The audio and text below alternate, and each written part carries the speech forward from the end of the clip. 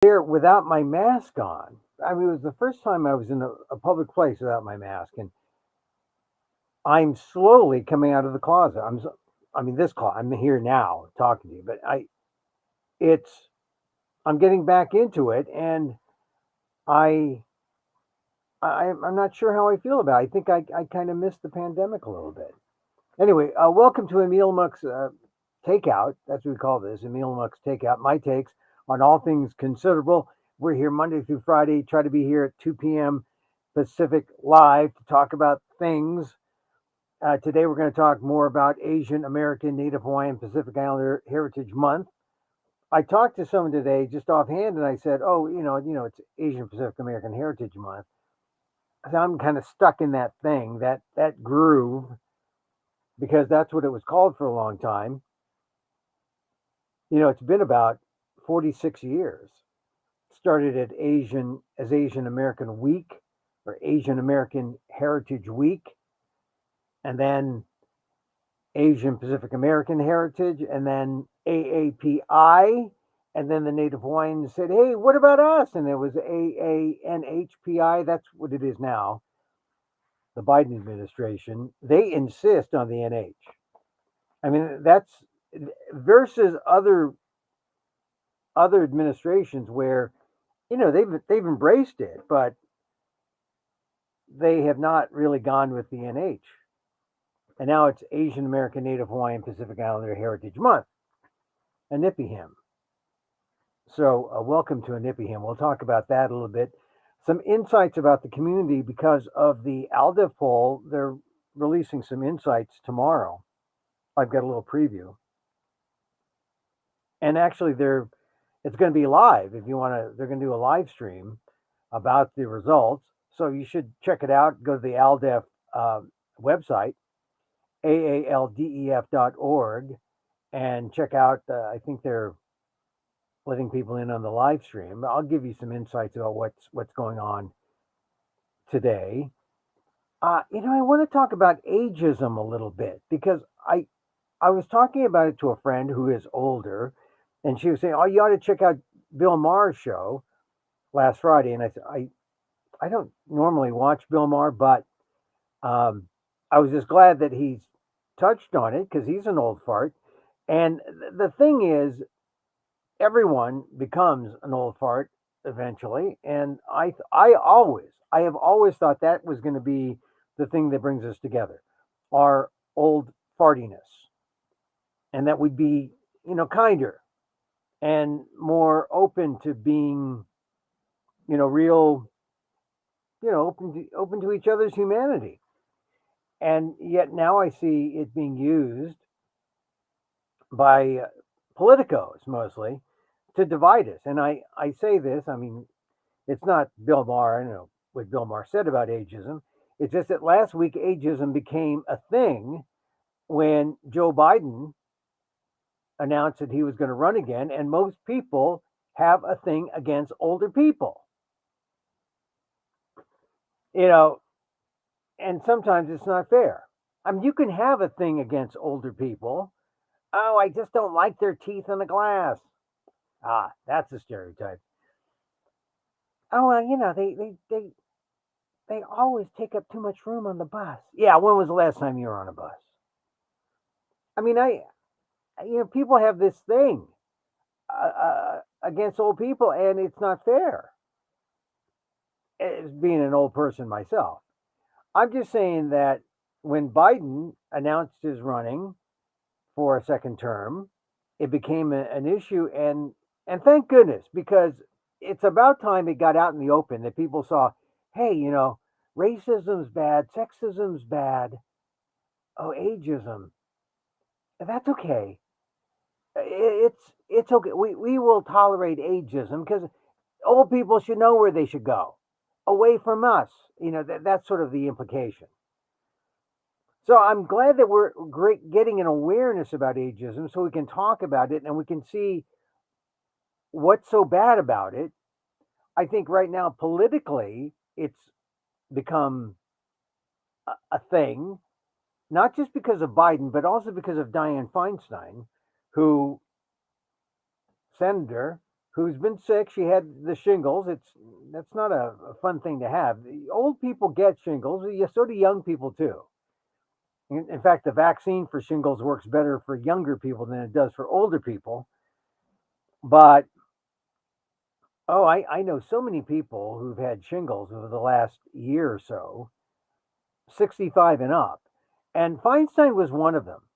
And it's because of that that she hasn't been at work. And now news reports are coming up saying that they want to, there's moves to make about Supreme Court, and not Supreme Court, but justice, lower court assignments, getting judges approved. And also there's an effort to try to maybe do something that would punish the the chief justices for some of their egregious actions that have been revealed over the last couple of weeks, chiefly Clarence Thomas. But I understand Chief Justice Roberts is not. His wife has been involved in some things that are not. Well, it just it's a shame because you thought, well, of the conservatives, maybe Roberts is the guy that is going to be the moderate. He's going to be the guy who's going to be the reasonable one. But then there was this news report about his wife. I had been working as a headhunter for some big firms who probably paid her $10 million plus because she was married to Chief Justice Roberts. And the whole idea about their ethics and the need for some kind of ethics reform at the High Court. Congress wanted to do something. They can't do it because Dianne Feinstein's out. Those of you who have listened to my program know that I'm a big Dianne Feinstein supporter. I mean, I've known her a long time. That doesn't mean she's a friend. It means that I think, she would stop and say hello if she remembered me. Maybe she doesn't anymore. The point is, more to the point, is that I think that given her service, her length of service, and the quality of her service, she deserves to call her own exit shot. And if she wants to retire now, it's up to her. It's a personal thing, and it's a matter of respect. Now, I know a lot of people out there saying, well, wait a minute, she's like this roadblock in terms of getting justices through or in terms of some kind of judicial reform in Congress because they need her vote on the Judiciary Committee. Well, that wasn't the case when I first defended Feinstein. I think it's all evolving. We've got to see what her answer is now and if she can do the job. When she was first attacked by people saying, hey, you're too old for the job, step down, she defended pretty vigorously. Now, I'm not sure if she could or if it would have to be her staff instead, but I'd like to give her the benefit of the doubt. And I say that Feinstein, given her length of service, deserves at least that courtesy. That's how I see it. Now, maybe you say, no, come on, Emil, what a softie. Get rid of her. She's in the way. I mean, there's a lot of people, so-called progressives and socialists, and saying, get rid of Feinstein. She's in the way. Not so fast. We'll take care of business in time. But let's see. Let's see if Dianne Feinstein can step out and make the decision on her own. And if not, maybe I'll change my decision. Because if she is functionally impaired to the point where it hurts our democracy, then maybe it's time to reassess my stand. Some people are already there saying, get her out, get her out. I say, not so fast. She deserves a certain respect and not loyalty, but a sense of respect for her service. That's my view. But in general, even if she weren't Senator, I think for as an elder person, she deserves some respect. I don't want to be ageist. Some people say, "Oh, it's not a matter of ageism. It's not a matter of sexism," because I don't know. There have been a number of people in her position who have been males, and there have been no calls to be pushed out. So I think the idea, the notion that there's no ageism, there's no sexism, I'm not sure. I think we can deserve, or she deserves, a little a little respect in terms of being able to call her exit. That's what I like to see.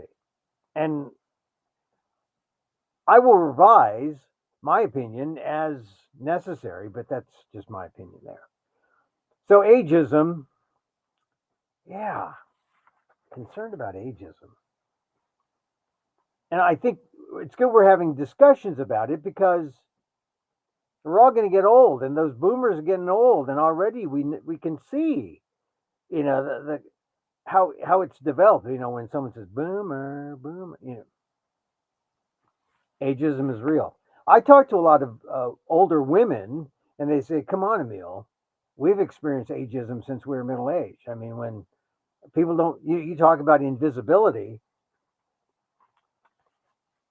older women don't even get seen in this. You want to talk about a sexist world, a sexist society?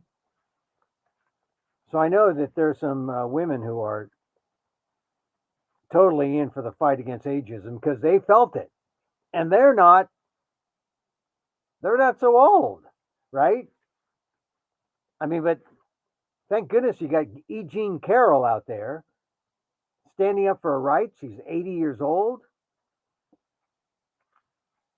Donald Trump apparently isn't going to offer a defense. So isn't that a loser? I mean, I just hope that when he loses, because I think it's pretty clear based on the facts and based on the way that trial, it's a defamation trial where Trump defamed E. Jean Carroll. But one of the chief allegations is an allegation of rape. And I think this is probably as bad or worse, maybe, than all the other indictments that may be coming down against Donald Trump. Maybe because number one, it's not criminal like the other indictments. This is a civil case, and civil cases lower standard of proof, just the preponderance of the preponderance standard, not the beyond a reasonable doubt standard. But also, it's easier to understand this case. E. Jean Carroll claims she was raped. Donald Trump did it. She testified, and then he defamed her by saying that didn't take place, didn't happen. Try to make it sound like a kook, which is the kind of like defamation of sorts. But it's the overall repudiation of her story, which goes to the heart of what being a journalist is about, right? Telling the truth. She's a journalist.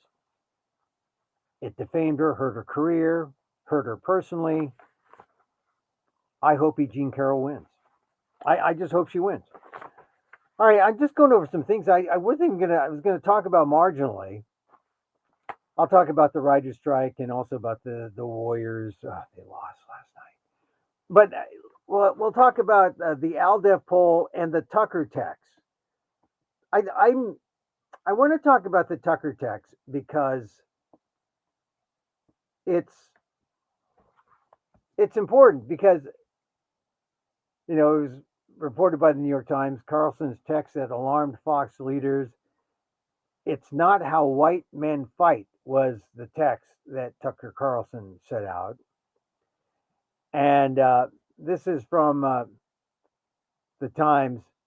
Jeremy Peters, Michael Schmidt, and Jim Rutenberg. A text message sent by Tucker Carlson that set off a panic at the highest levels of Fox on the eve of its billion-dollar defamation trial showed its most popular host sharing his private inflammatory views about violence and race. The discovery of the message contributed to a chain of events that ultimately led to Mr. Carlson's firing. And the message sent to one of his producers in the hours after violent Trump supporters stormed the Capitol on January 6, 2021, Mr. Carlson described how he had recently watched a video of a group of men, Trump supporters, he said, violently attacking an Antifa kid. It was 3 against 1, at least, he wrote. And then he expressed a sense of dismay that the attackers, like him, were white. Quote, jumping a guy like that is dishonorable, obviously, he wrote. It's not how white men fight.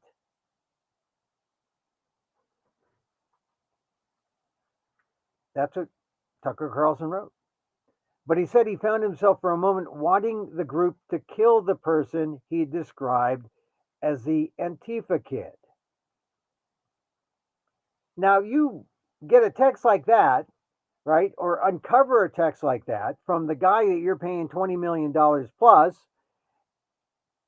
Do you want to have this man on your payroll? Do you want this man to be your, even for Fox News, the right wing dump that Fox News is? Do you want this man being the face of your network? So here is Tucker Carlson's text to a producer, which was included in the report. It's Exhibit 276, which was used in the presumably in the Dominion voting systems trial. This is Tucker Carlson's text. A couple of weeks ago, I was watching video of people fighting on the street in Washington. A group of Trump guys surrounded an Antifa kid and started pounding the living S out of him. I don't want to say the excrement word, but that's what he said. It was 3 against 1 at least. Jumping a guy like that is dishonorable, obviously. It's not how white men fight. He should know, right? White men don't fight 3 against 1. We go mano a mano, right? No, you go in another room and then send in a drone. That's how white men fight. Or use your privilege. Use your privilege. That's how white men fight. Back to the text. Yet suddenly I found myself rooting for the mob against the man, hoping they'd hit him harder, kill him. I really wanted them to hurt the kid. I could taste it. Then somewhere deep in my brain, an alarm went off. This isn't good for me. I'm becoming something I don't want to be. Oh, yeah. This is the momentary remorse after you've said the incriminating thing. He says, this isn't good for me. I'm becoming something I don't want to be. The Antifa creep is a human being. Much as I despise what he says and does, much as I'm sure I'd hate him personally if I knew him, I shouldn't gloat over his suffering. I should be bothered by it. I should remember that somewhere somebody probably loves this kid and would be crushed if he was killed. If I don't care about those things, if I reduce people to their politics, how am I better than he is? All right, now, actually reading the whole thing, Carlson wants to have it both ways, right? He said, I want to kill the kid. And then he says, but, this isn't bad. This isn't good for me. How am I better than he is? Oh. Well, onto the article. For years, Mr. Carlson espoused views on his show that amplified the ideology of white nationalism, but the text message revealed more about his views on racial superiority. Racial superiority. And I think that's really, whether or not he comes back and says, this isn't right. I don't feel this way. His instinct is one of white supremacy. He is proving to everyone in his text that his sport coat and tie is just the modern version of the white sheet and eye holes. And I think we should all be alarmed by that. I mean, especially when they're coming out and trying to look at their agenda: anti-trans, anti-woke, anti you know anti-history, anti-people of color history. Back to the article. The text alarmed the Fox board, which saw the message a day before Fox was set to defend itself against Dominion voting systems before a jury. The board grew concerned that the message could become public at trial when Mr. Carlson was on the stand, creating a sensational and damaging moment that would raise broader questions about the company. Oh, wait, you mean that the company is a front for white supremacy?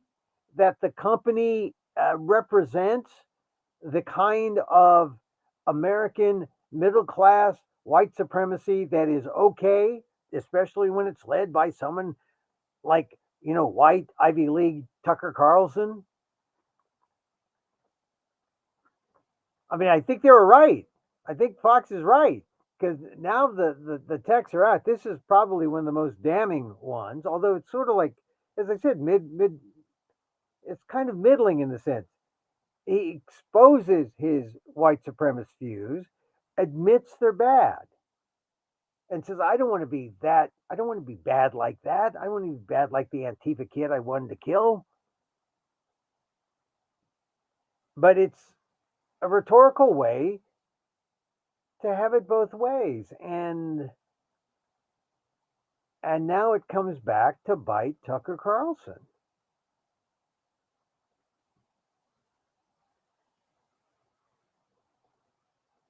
It says here the text alarmed the Fox board. The day after the discovery, the board told Fox executives it was bringing in an outside law firm to conduct an investigation into Mr. Carlson's conduct. The text message added to a growing number of internal issues involving Mr. Carlson that led the company leadership to conclude he was more of a problem than an asset and had to go, according to several people with knowledge of the decision. There's your source line.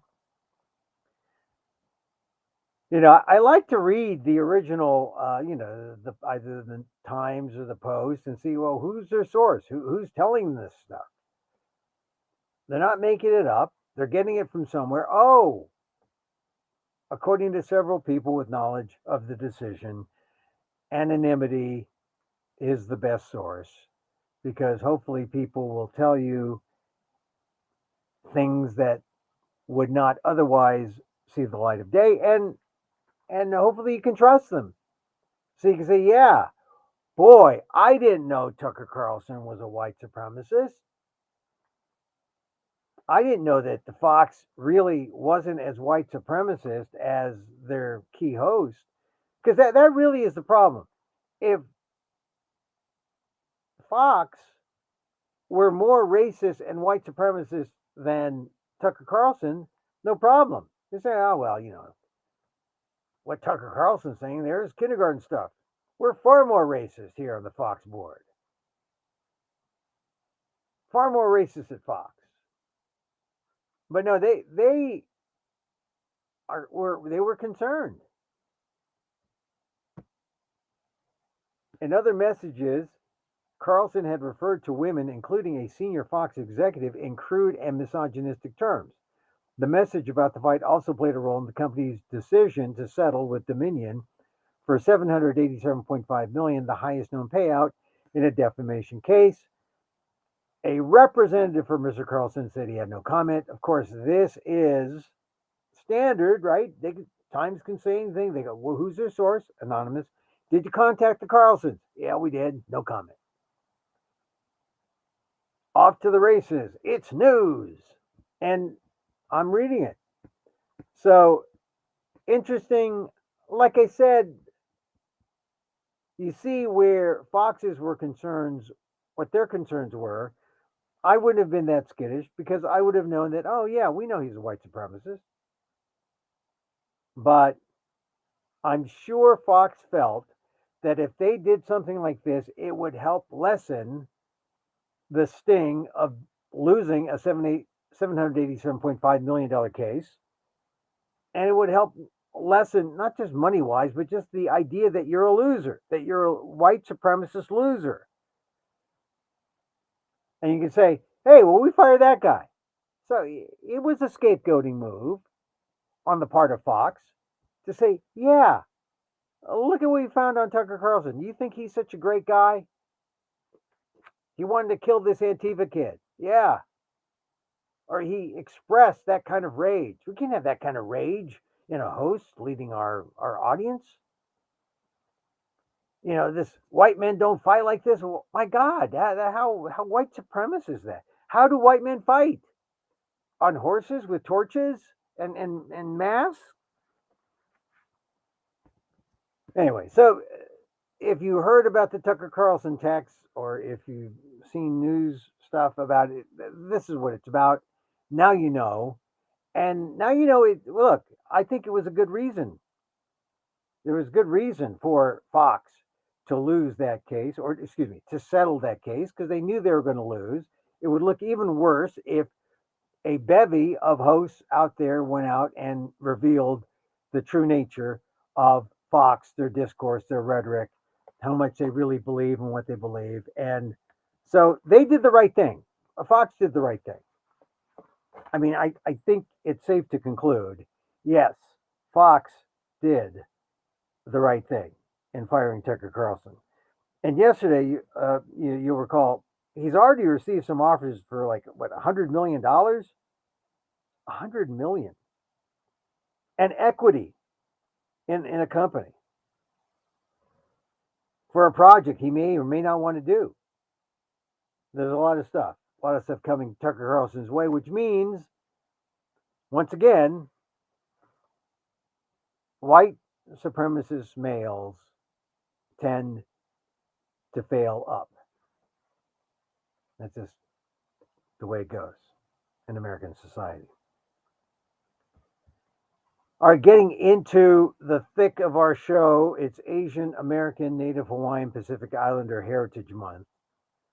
AALDEF, the Asian American Legal Defense and Education Fund, does a poll called the Asian American Vote, and they've got a report on their multilingual exit poll from the 2022 midterm election.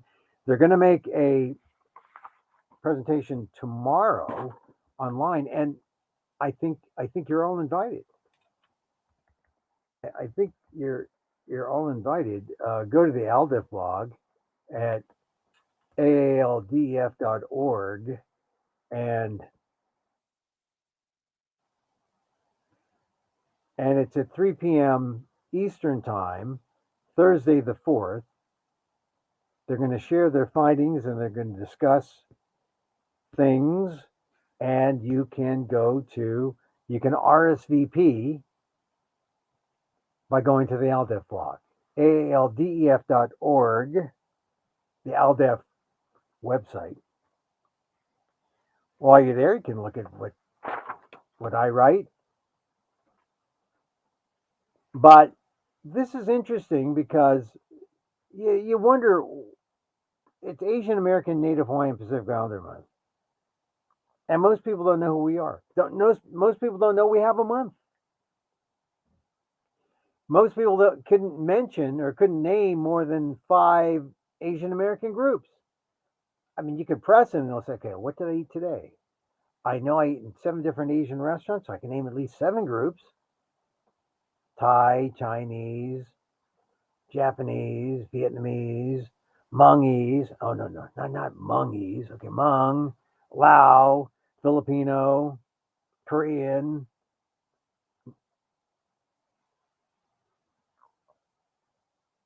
Indian, and Nepalese. Okay, there's 10.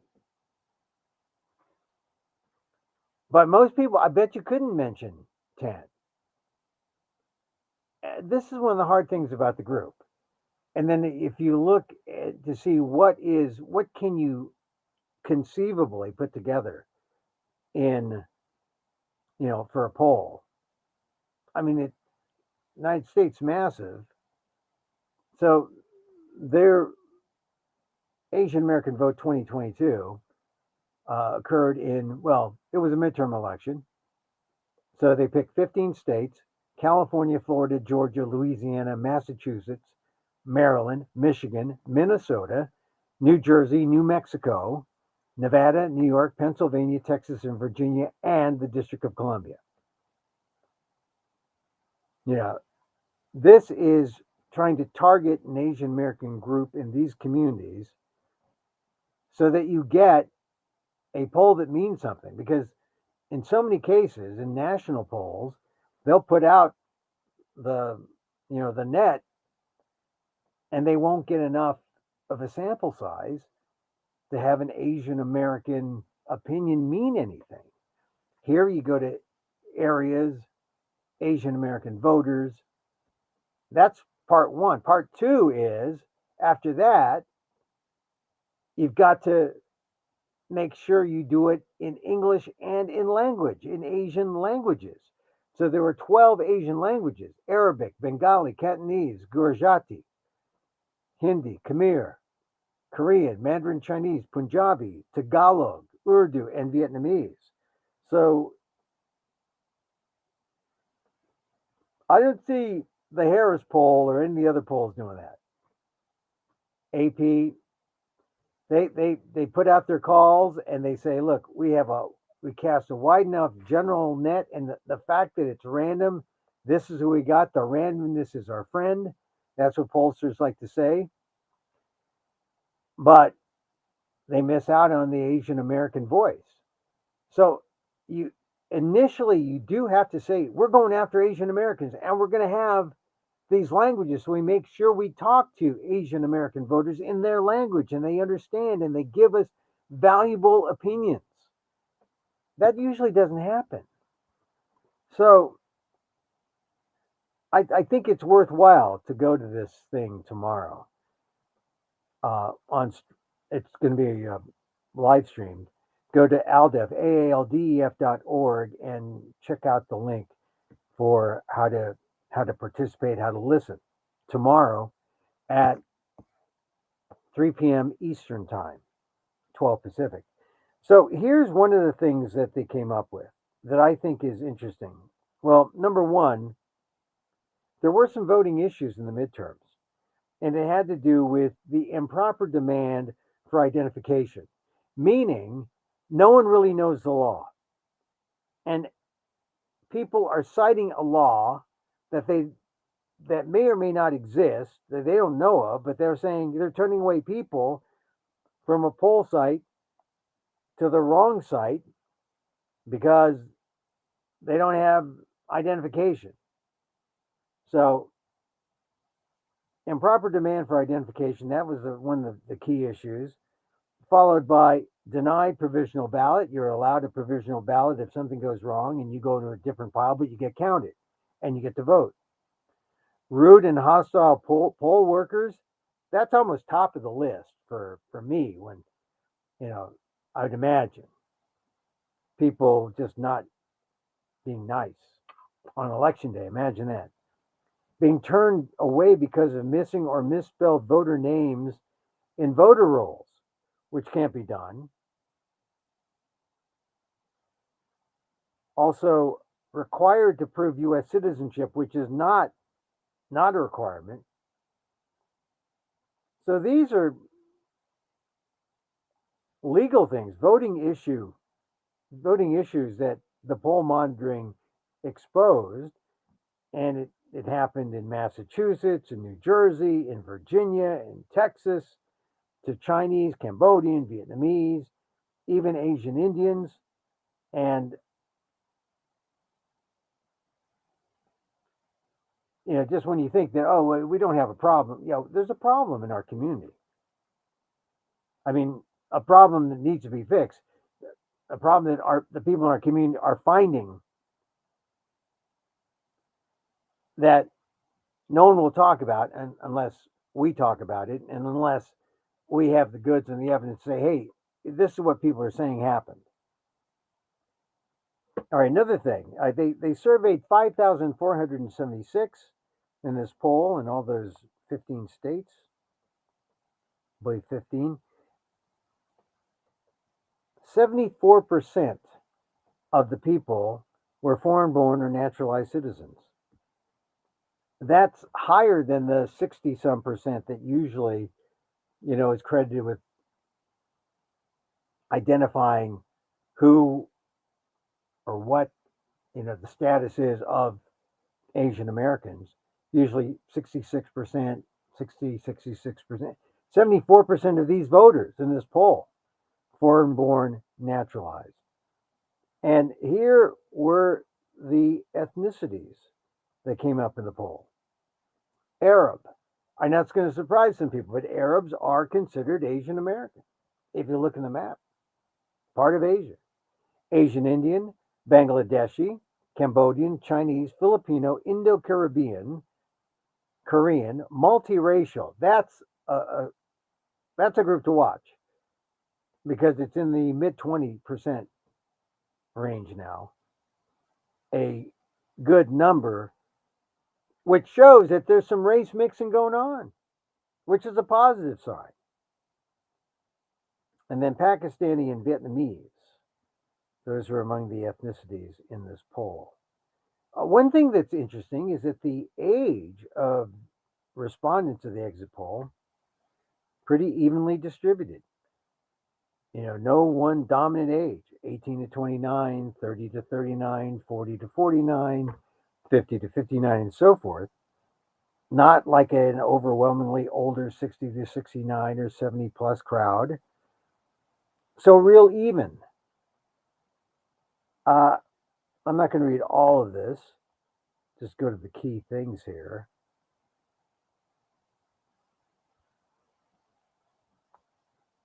Important factors influencing the vote for Congress. Now, just think about what people campaign on or what you hear people talk about in speeches. This was considered the most important factors, okay? The most important factor. Number one, jobs in the economy, 39%. 37, healthcare. Education, 34. Public safety, because you hear a lot of people talking about crime, 25%. Immigration, 22%. Fifth on the list, gun control, sixth at 21%.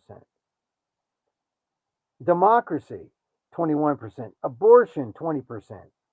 Taxes, 14%. Climate change, 13%. So climate change was 3, 6, 7, 8, 9. Not number one, climate change at 13%. Economy and jobs at 39% was number one. After climate change, gender equity, 4%. And other, 4%. Affirmative action isn't even on this list. Although maybe that would be education. I don't know. I mean, affirmative action is pretty broad. It could be not just education, but it could be, labor, it could be workplace. So you look at the issues that make people want to vote and you say abortion. Abortion didn't make the top 5. You say, oh, taxes, we're paying too much in taxes. Taxes wasn't the top 5.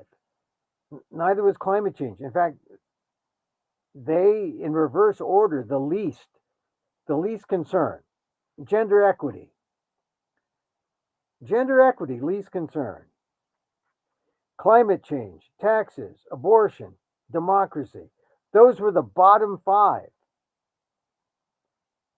And gun control. Or I should say other. 4% other, then gender equity, climate change, taxes, abortion. Democracy was 6. Gun control is number 7. Least most important. So you wonder when you see in general what people are talking about in politics, what are Asian Americans responding to? What do they say are the important factors influencing their vote for Congress? I just named the worst. Here's the top. The top, economy and jobs, healthcare, education, public safety, immigration. Those are your top five. Going from top, economy and jobs, healthcare, education, public safety, and number five, immigration, refugees. So you see where things are, and once you get past the top three, you're less than you're at a quarter of the Asian Americans who answered the poll. So economy and jobs at 39%, healthcare 37, education 34, and then from there it just drops. But that's what Asian Americans care about. I mean, if you want to know more about Asian American Heritage Month, aside from this looks like a lumpia, it looks like an egg roll. If you want to take a deep dive into what Asian Americans are about, that's the ones who voted care about. I'll do a couple more. Here's some exit poll questions. Do you approve or disapprove of the job Joe Biden is doing? 11% strongly approve, 34% approve, which gives Biden about a 44% positive. 23% don't know, and strongly disapprove only about 31%. So that's pretty close. Well, actually, no. 45% strongly approved. 11 and 34, 45%. So it's not overwhelming, but more people among Asian American who are Asian American descent approve of Joe Biden. Now, by ethnicity, this is always interesting because we're not all like Asian Americans. Do you approve or disapprove of the job Joe Biden is doing as president by ethnicity? And surprising, those who said no, Vietnamese, Arab, and Chinese. Vietnamese was the least supportive, most disapproving, then Arab, and then Chinese. The top four approval, Cambodian. Cambodians love him. They're at 65% approval. Bangladeshi at 62. Multiracial, they love him. They're at 59%. And the Filipinos, they're at 55%. A lot of Filipinos dig Joe Biden. And I would suggest that that's probably because most of them are Democrat, number one. But number two, you got activists, Filipino American activists and influencers like Lloyd Lewis, who is big with Biden. I'll read the next one. Asian Indian were next, which is surprising at 54%, just a notch down from Filipinos because Kamala Harris is Asian American, right? Vice president. And then after Asian Americans come the Indo-Caribbean, the Korean, the Pakistani, and then Chinese, Arab, and then the Vietnamese trailing in terms of their support for Biden. The Vietnamese like Biden by only 28% strongly approve or approve. So I'll do one more. And this is important because I want to do two more. In the past 2 years, were you a victim of anti-Asian harassment or violence? What would you say?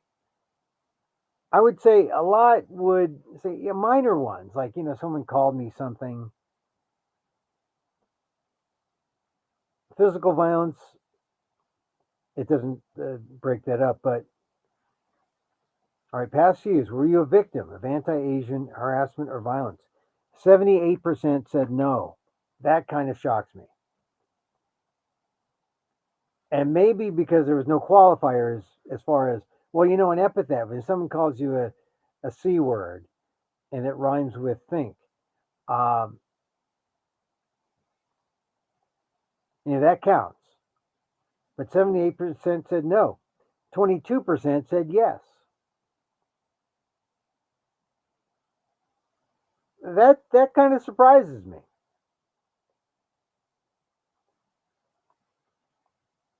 And then one more question here. Do you support access to a legal abortion by ethnicity? Who do you think want access to legal abortion? It's overwhelming. Asian Americans love abortion. 60%, let's see, plus 19, okay. So 79% multi-race.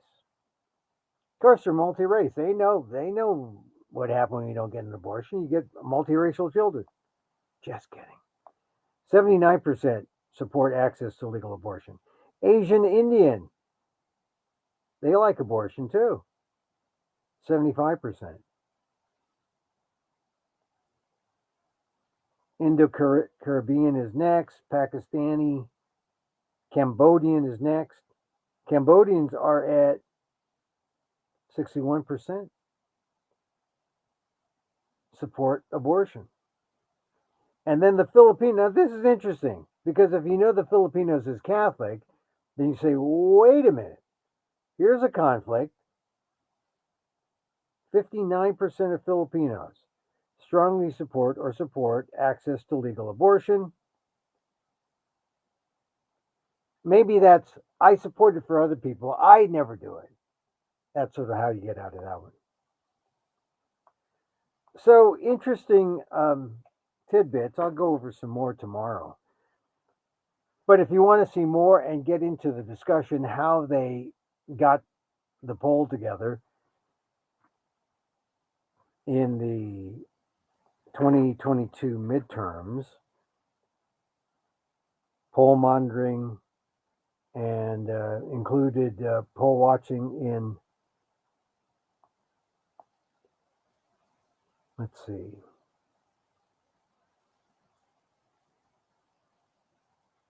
I believe they had it in 15 states, right? Multiple languages. It should be interesting. But check out ALDEF, AALDEF.org, and follow or click on the link to get to the live stream, which happens on Thursday at 2 o'clock. Okay, just a few more items I want to get to. The writer's strike is on, and I suppose all the stuff that you're seeing now has already been, writers have been paid, or the shows are there, and if those are the new shows, but you'll probably likely see reruns starting soon once they get over that stockpile of new stuff. The places where you're going to see the writing impacted immediately, I think probably they're going to reruns.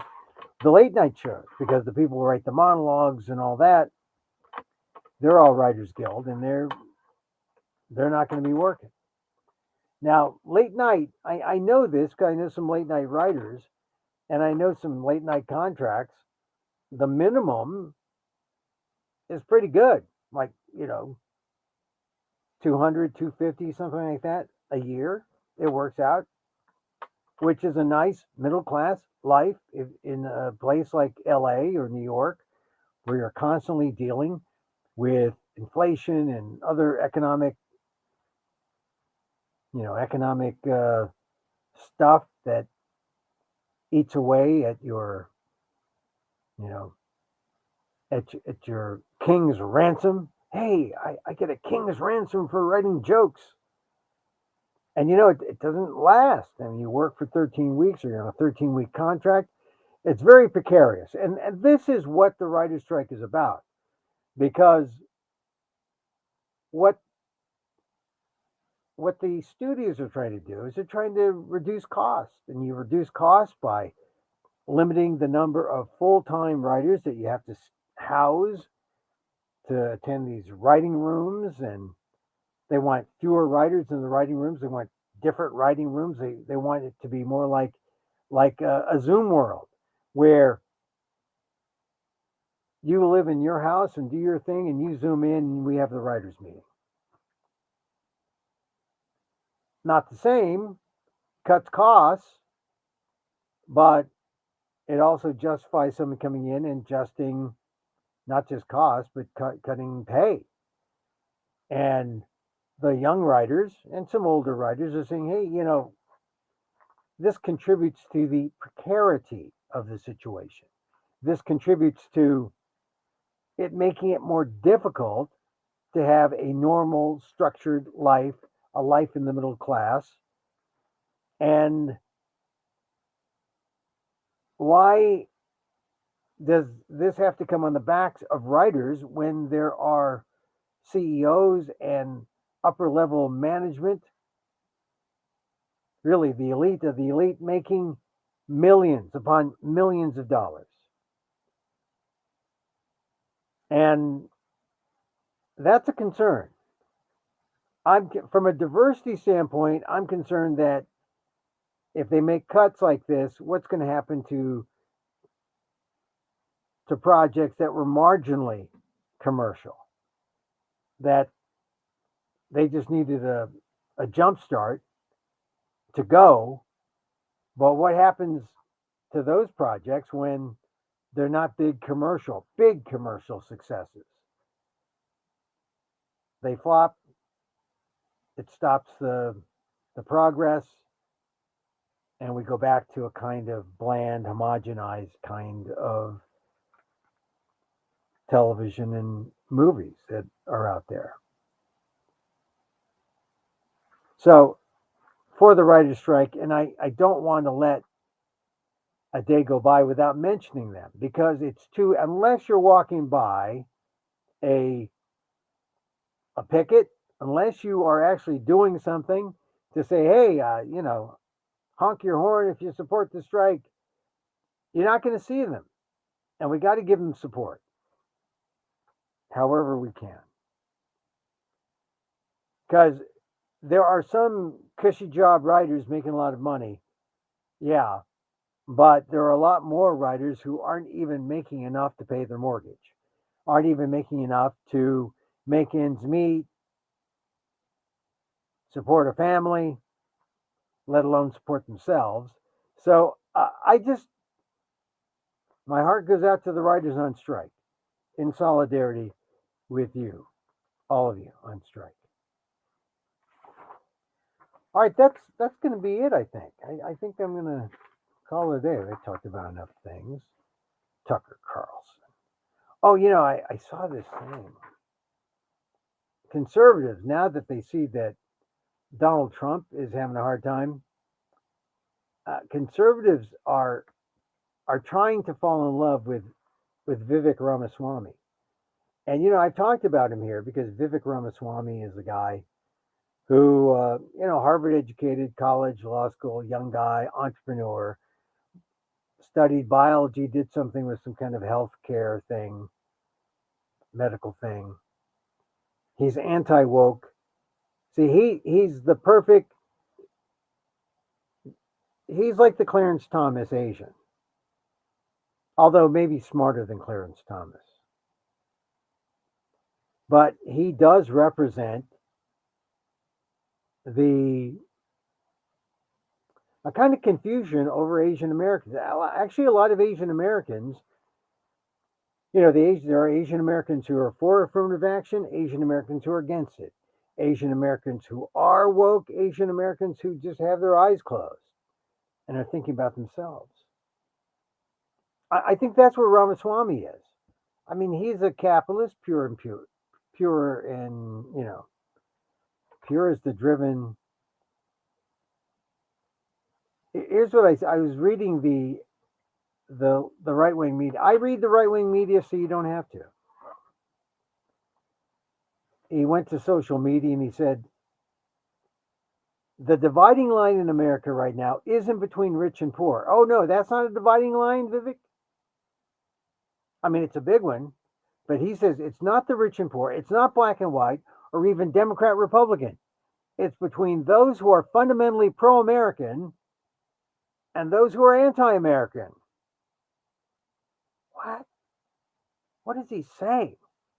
So if I'm woke, he's against me. I'm being anti American by being woke. If I want people to read about Asian American history, am I anti American? You see the flaws in Vivek Ramaswamy's logic here. I mean, really, fundamentally pro American versus those who are anti American. So, fundamentally pro American would be white supremacists, I guess, right? To support white males. That's what Vivek Ramaswamy sounds like. And those who are anti-American would be those who want affirmative action. That's anti-American. Those who want equity and justice. That's anti-American.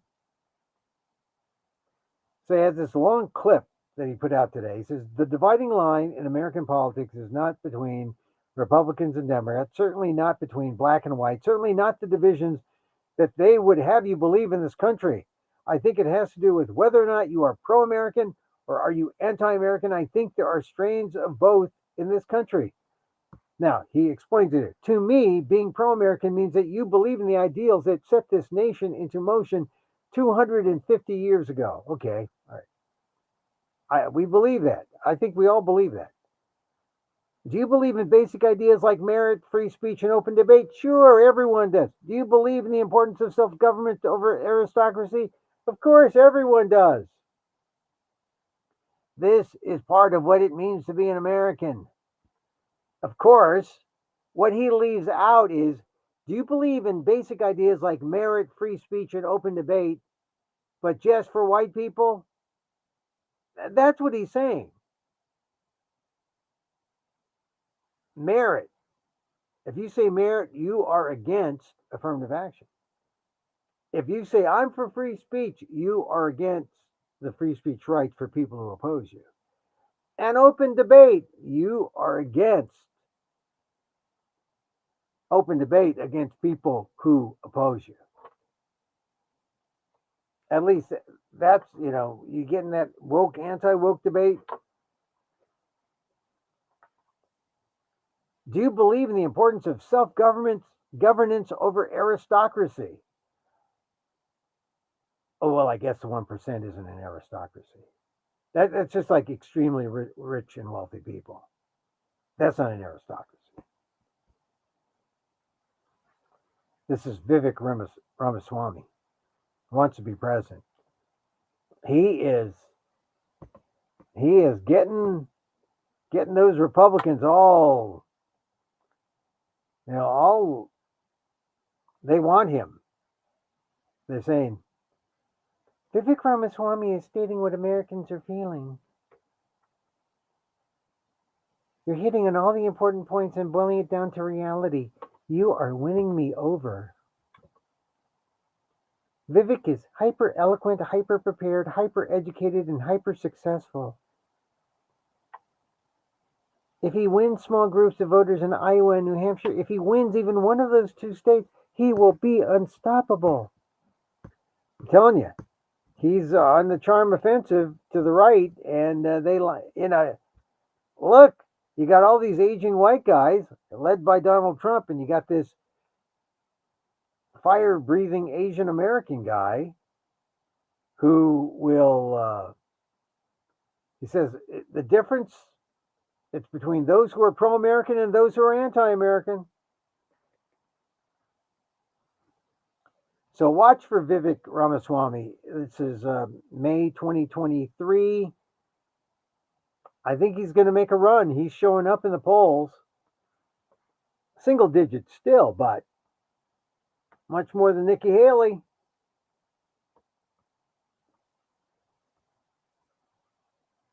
So he deserves his Asian American Pacific Islander Heritage Month moment. But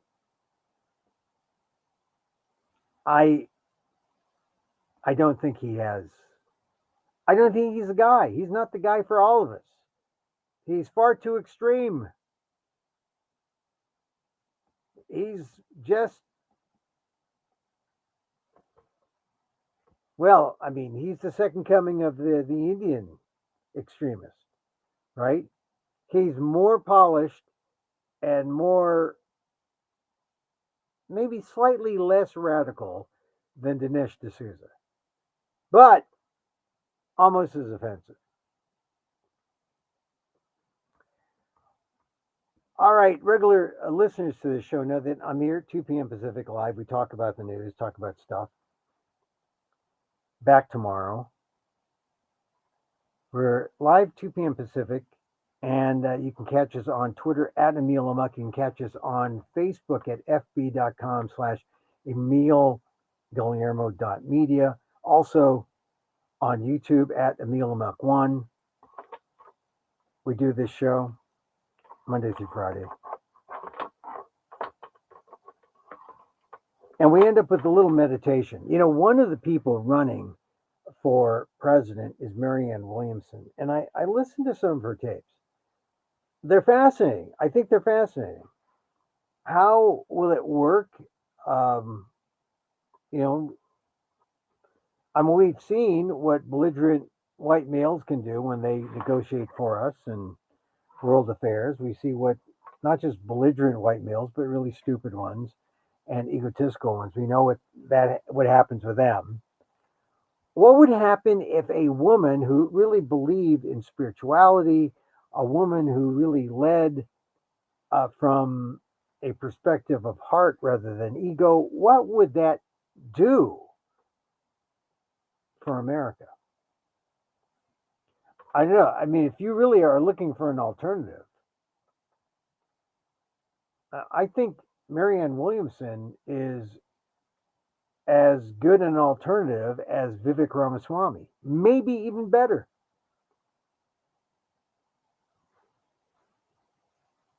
And so I urge you to check her out. If you don't know Marianne Williamson, I like her, a fellow meditator, spiritual person, and worth a look. Some people will try to dismiss her as too new age and too hippie. She's not. She's younger, though, than Trump and Biden, but not by much. Closer in age to Biden than she is to some millennial, but more relatable. And I think if you're really looking for something different, I mean, look, the right is all theocratic, right? It's mention of God and mention of, in politics, it shouldn't be. There should be this separation. But if there was a way to bring up spirituality in a way that was made policy more humane, made policy just better for the people, wouldn't you want to explore that? As opposed to the way it is now, where everything is at the or everything's to the benefit of the corporation. Everything's to the benefit of some egotistical corporate leader. So don't dismiss Marianne Williamson out of hand because she has a lot of things to say. And she comes from a perspective that might